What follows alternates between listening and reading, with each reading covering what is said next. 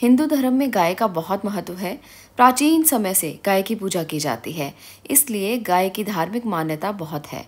आज हम बात करने वाले हैं गाय को लेकर, गाय से कौन से उपाय किए जा सकते हैं, गाय को अगर क्या खिलाया जाए जिससे आप अपने ग्रहों को ठीक कर सकते हैं, गाय की पूजा कैसे की जाए जिससे आप अपने जीवन को सुख और समृद्ध कर सकते हैं।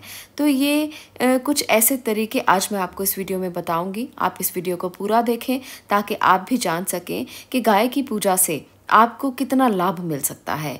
गाय की पूजा से आपको बहुत सारे सुख और समृद्धि मिल सकती है। गाय की पूजा करने से आपके जीवन में जो भी कठिनाइयां हैं वो दूर हो जाती हैं, क्योंकि गाय में सभी देवी देवताओं का वास माना जाता है। गाय के लिए माना गया है कि वो भगवान कृष्ण को सबसे प्रिय थी। गोकुल में कृष्ण के साथ गाय की भी पूजा की जाती है। रामायण, महाभारत और भागवत गीता में भी गाय की विशेषताएं बताई गई हैं।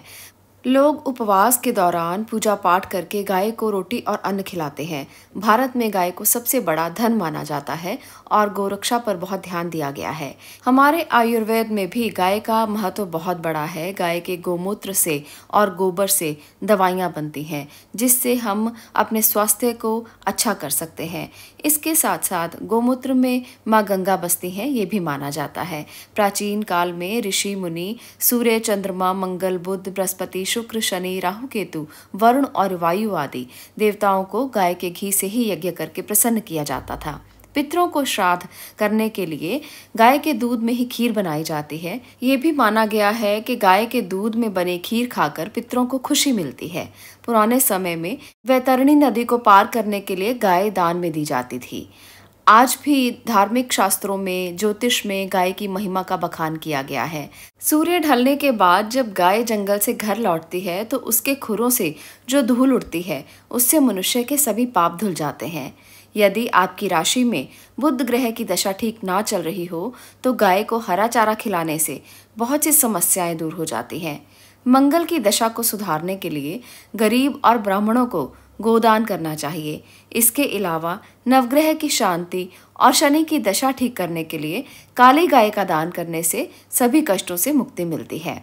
गाय की नियमित पूजा करने से लक्ष्मी प्रसन्न होती है और घर की आर्थिक स्थिति मजबूत होती है। पितृदोष दूर करने के लिए गाय को अमावस्या के दिन रोटी, गुड़ और चारा खिलाना बहुत फायदेमंद होता है।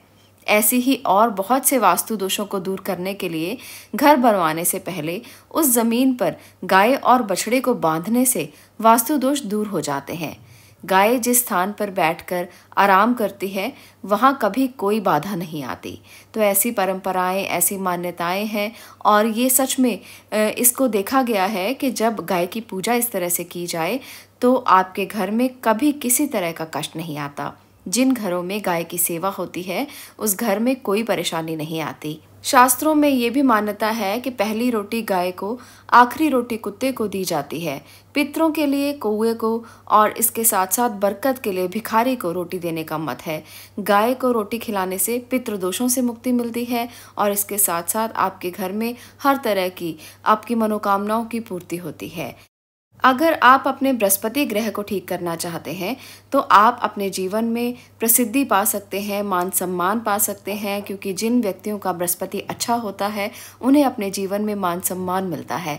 तो ऐसे में हल्दी मिलाकर गाय के घी का दीपक जला लें और चंदन से धूप करें, पीले फूल चढ़ाएं, केसर से तिलक करें और इसके साथ साथ केले अर्पित करें तो आपको आपके जीवन में सुख, समृद्धि, मान सम्मान और प्रतिष्ठा की प्राप्ति हो सकती है।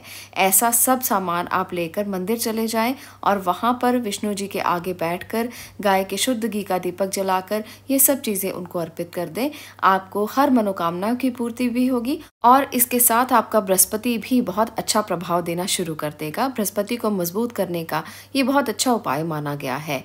गाय में 33 कोटि के देवी देवता वास करते हैं। गाय अन्नपूर्णा और कामधेनु मानी गई है। अगर व्यक्ति गाय की सेवा करता है तो उसकी सभी मनोकामनाएं पूर्ण होती हैं। गाय के गोबर में माँ लक्ष्मी का वास माना गया है। गाय की सेवा करने से सभी देवी देवताओं का आशीर्वाद मिलता है और साथ ही जीवन में चल रही परेशानियों का हल भी मिल जाता है।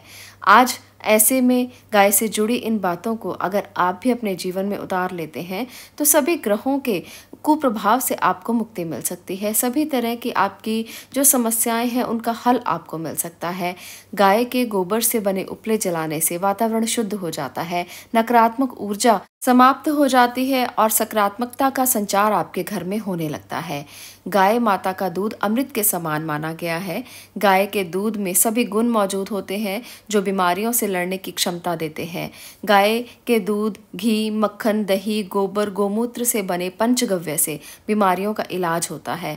इसलिए गाय की सेवा करना कितना ज़रूरी है। बीमारियों से छुटकारा भी मिलता है, मनोकामनाओं की पूर्ति भी होती है और इसके साथ साथ आपके जीवन में पितृ दोषों से और कई तरह के ग्रह दोषों से आपको मुक्ति मिलती है।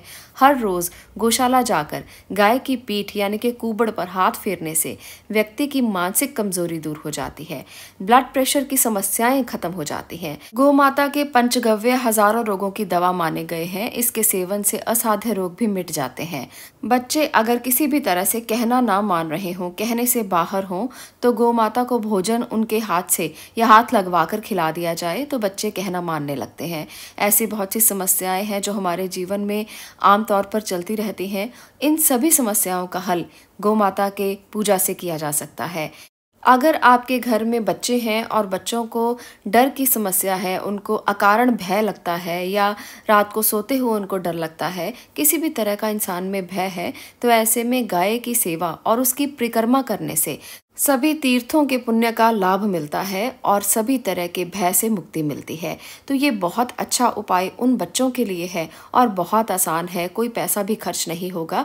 आपके घर में जब भी गाय आए तो बच्चे को साथ लेकर उसकी परिक्रमा कर लें। ऐसा करने से उसके मन से हर तरह का भय दूर हो जाएगा और इसके साथ साथ तीर्थों के पुण्यों का लाभ भी आपको प्राप्त होगा।